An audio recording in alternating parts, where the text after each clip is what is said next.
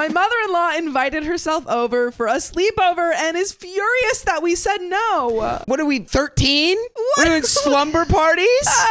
You don't have time for a slumber party. You're adults. Yeah, I got taxes to do. I, 27 female, and my husband, 31 male, have been friends for 9 years, dated for 4 years, and married for 2, going on 3 years now. We both did not have the best upbringing as children and have always prided ourselves on building a healthy relationship and home life for one another. By the way, this comes from ScaryRip1723 on the OK Storytime subreddit. So when we started dating, my husband and I started to spend a lot of our time with my mother-in-law and her husband. Every weekend, and yes, I mean every weekend, with the exception of a small handful, we spent at her home, including every Christmas, Thanksgiving, Mother's and Father's Day, and birthdays. Hers, her husband's, my husband's, and mine. I have never been bothered by this, as I was not very close with any of my family at the start of our dating and quite enjoyed the feeling of being a part of a family unit. This evolved into spending each Friday through Sunday overnight at her house. At the time, I thought we were forming meaningful memories. As time passed, I started to miss out on other things though, such as hanging out with my best friend and sister the rare times that they were free, and eventually checking in on my disabled mom before she moved out of state. Fast forward to when we got married, we had a simple courthouse wedding and held what was our reception in my mother-in-law's large backyard, as she and my husband requested. The few friends I invited and my parents, along with my sister, were present, among a great many other people my husband and my mother-in-law invited. It was a great day. However, we ended up staying fairly late at my mother-in-law's that we ended up pushing back the start of our honeymoon to the next day. Once we got to our hotel, we were so taken in by the room that we wanted to send videos of it to a couple people, including our mother-in-law. This prompted her to ask if she and her husband could come by to see the room and use our hotel reservation as means to utilize the pool that our hotel had on their honeymoon?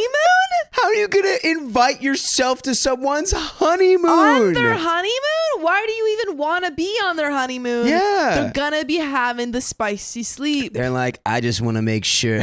I just want to make sure they're doing it right. Within an hour, she and her husband came into the room and immediately started browsing around until she went into the bathroom and found my wash bag that she proceeded to open up and start digging through. I unintentionally walked in on her and she immediately stopped what she was doing to ask if the bag was mine, to which I told her yes, then calmly walked over to zip it back up. They then asked for our room card to get into the pool and asked for us to meet them down there. We eventually met them down at the pool sometime later and they got tired, so they decided to leave and give us some time to enjoy the one night we had in our hotel. For the short time we had it, it was great, but it did involve 1 to 2 more phone calls from my mother-in-law before our checkout the following day. Shortly into our marriage, we decided to help out a friend by moving them in. This was a horrible decision as it turned into 2 long years of caring for this friend financially, emotionally, and mentally 24/7. This decision really put a strain on my husband and I due to the lack of time on weekends spent at my mother-in-law's and a lack of time every other moment during the week at home. This prompted us to make the decision to move. We had previously lost a pregnancy during the last year we spent with the roommate, so we decided wherever we did move, it would have to be safe, have plenty of space, and have a good school district for the family we wanted to start trying for again. We stumbled upon a beautiful 3-bedroom, 2-bathroom house. The only catch was it was 1.5 hours away from our current city, our friends, and you guessed it, my mother-in-law. Move. Go there immediately. This person needs no consideration in terms of an hour and a half is not so far away that it is now inconceivable to see somebody. But I think you need that hour and a half to get away from your mom. Yeah. Or your mother-in-law. Yes, exactly. Yeah. If she tries to say like, this is too far, it's like, it's literally like shorter than every movie you've ever watched. Yeah. I drive an hour and a half frequently in LA. That is 1.5 episodes of a television show. You'll be fine. After a month of debating and reasoning, we decided to take a chance before the house was gone. Finally, we come to the present. My husband and I have been in our new home since June 2024. We got pregnant in August. During the first 2 months here, we did not get a single weekend to enjoy each other or the home, as we had to host my mother-in-law, or drive the hour and a half out to her to keep things happy, as she did not approve of our decision at all. In fact, she fought our decision leading up to the move and even went as far to say she was going through withdrawals from us not being close by by anymore by the first month we were here. When I got pregnant, she was the first person to know and has since been more happy and tolerant of our move out here. However, within the last month, she left her husband and moved out of her house. Whoa. This has made her not only act more erratic, but it has made her more entitled to our time and home. We had recently planned to go see my disabled mom out of state for Thanksgiving. Considering this holiday, his family no longer had any plans because they went through a divorce, and we had never spent a holiday with any family of mine.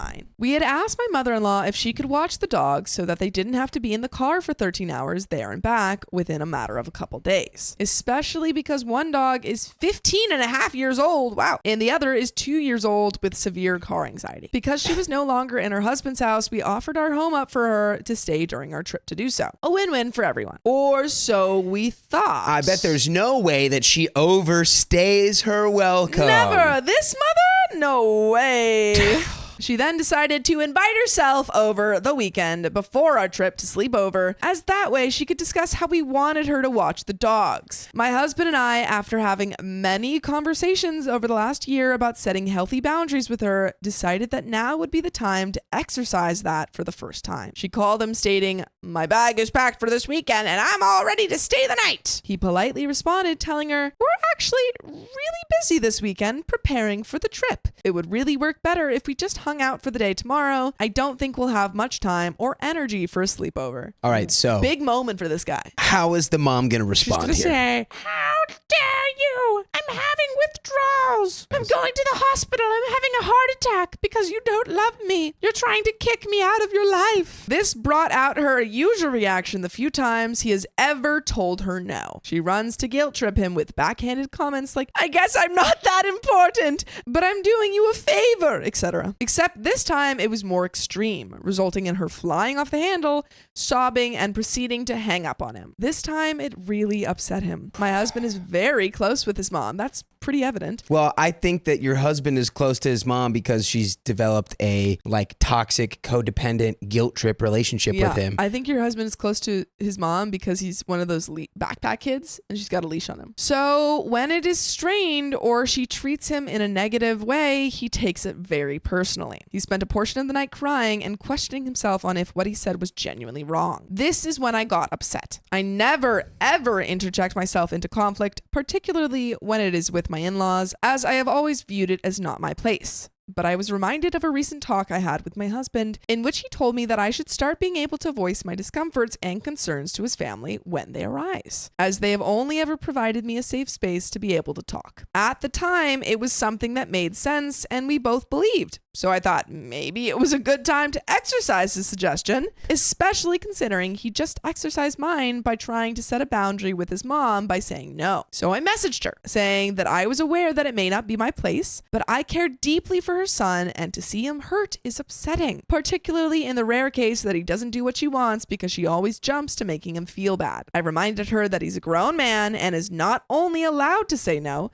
but shouldn't have to explain why. I also reminded her that with having a baby on the way, if we want some time, just the two of us, as that has been rare, that is also not wrong from him or I to want. Lastly, I suggested that she speak to him more calmly and apologize. This deeply upset her. She began lashing out on me and trying to play the victim. "Are you aware of how you're treating me? You know I'm trying to do you a favor right now and I don't have to. I didn't realize my wanting to spend time with you guys wasn't what you both wanted." I immediately became the target. She began blowing up my phone, then my husband's. He ignored her, and I responded to her one last time saying I wasn't treating her in any poor manner. I was simply telling her she hurt his feelings and needs to respect his option to say no when he wants to. She sent a slew of other texts to me, each getting more short-fused and manipulative, so I stopped responding. This just feels like trademark, weaponized affection. Oh, yeah. She's like, well, one, she's saying, "Oh, I'm your mother. You got to treat your mother like this." And then she's saying, "Oh, well, I'm watching your dog. So that gives me literally free range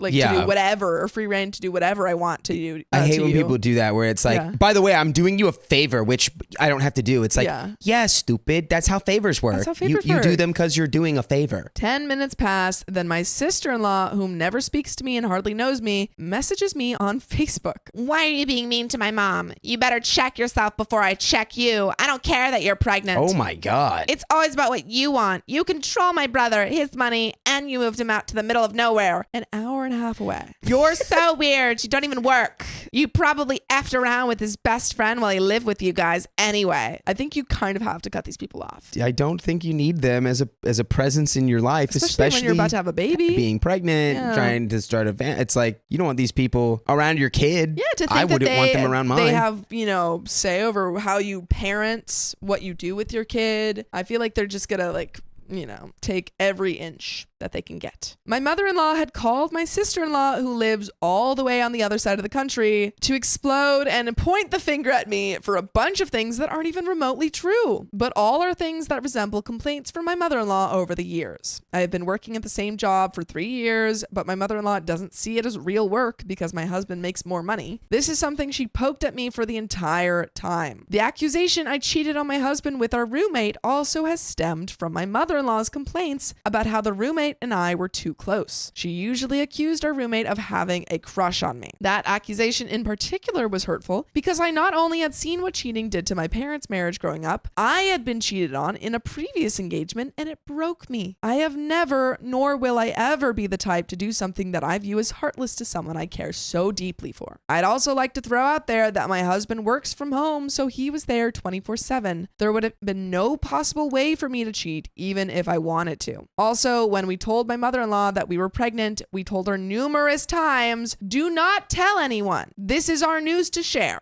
We were very serious about this rule because when we lost the baby the previous year, she had told many people and we had to share the difficult news ourselves that we wouldn't be parents just yet. Oh my God. I'm cutting her off after that. I don't understand how your husband has let all of this slide. We wanted to avoid that this time around if things did not shake out okay. We did not yet tell his sister that we were pregnant. My mother-in-law did. This further broke my trust. I had told my sister-in-law that I was not being mean, that I was talking to my mother-in-law in a calm adult manner, but that at this point, with how nasty she was getting, she could think and feel whatever she wanted to about the situation and me. She got even angrier and more volatile. I, at this point, was so upset, I gave my phone to my husband. When he saw what his family, but particularly his sister, had been saying, he lost it. He called his sister screaming, a point which he has never gotten to with anyone in our relationship, saying she had no right to ever speak to me that way. She proceeded to threaten to show up to the home to take care of me. She's insane. She's insane and also lives across the country. Cut her off. Honestly, maybe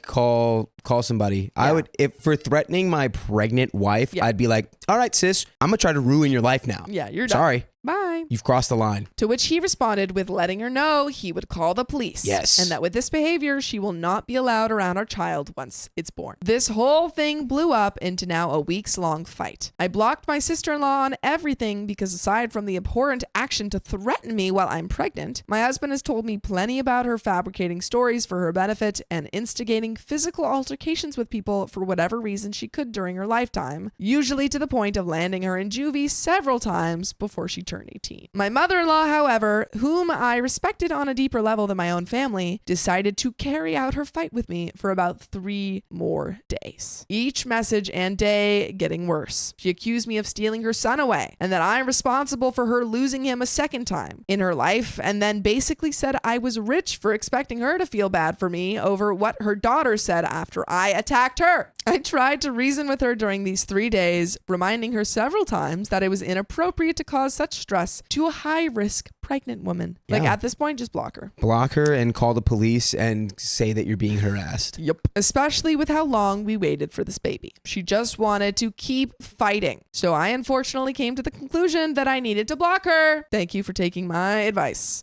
For the time being as well, Since then, both my sister-in-law and mother-in-law have dug in to attack my husband as much as they could and have further tried to isolate him from other means of support in his family. He's had to block his sister for her now, fabricating stories about him and saying horrid things about him that I don't care to repeat because they're so bad. He then spent 2 weeks trying to reason with his mom, practically begging her for a phone call so that they may try to sit and have a constructive conversation about her actions and how this all started. She ignored him up until tonight when he said he was no longer going to be the only one working to mend the relationship, and in turn found someone else to manage the baby shower considering the current state of things with her. Currently, you can join us live every weekday at 3 p.m. PST on YouTube, Facebook, and TikTok. Just tap our profile. Indeed. Well, we set a boundary and he put his foot down and he said, I'm not going to be one-sided just trying to fix this. You got to put in the work. Yeah. It is insane to me that this all started because she said, I'm coming to sleep over, and they were like, hey, we're busy that day. And then she proceeded to throw a fit, a huge freaking tantrum, got her daughter involved, who then threatened OP over literally just saying like, hey, we're busy that night. Yeah, no, it's these people are crazy. She immediately called him and lost her mind. Same old story of almost a month later. How she is the victim, how I attacked her, how I am a horrible daughter-in-law and wife. Then trying to talk poorly about my disabled mother when he decided not to budge on holding her accountable for this whole thing. She hung up on him again, just like she did the phone call that started this all, and he decided to stop engaging with her entirely until she can calm down a bit. So after that long mouthful, tell me, am I the a-hole? No. Confident no. No. You're the butterfly in this butterfly effect of a story. And you know what? Y'all are both going to be better off for not having these just like toxic doesn't even cut it. It's radioactive. It's that really annoying kind of toxic where it's like it's not outright negative at first. It's like it's the weaponized positivity, the weaponized but I just love you so much. Yeah. And then if you still don't budge, then it flips and does a 180 and then you just get attacked. But that is the end of that story. So we'll see you for the next one. Yep, we got another one coming right up.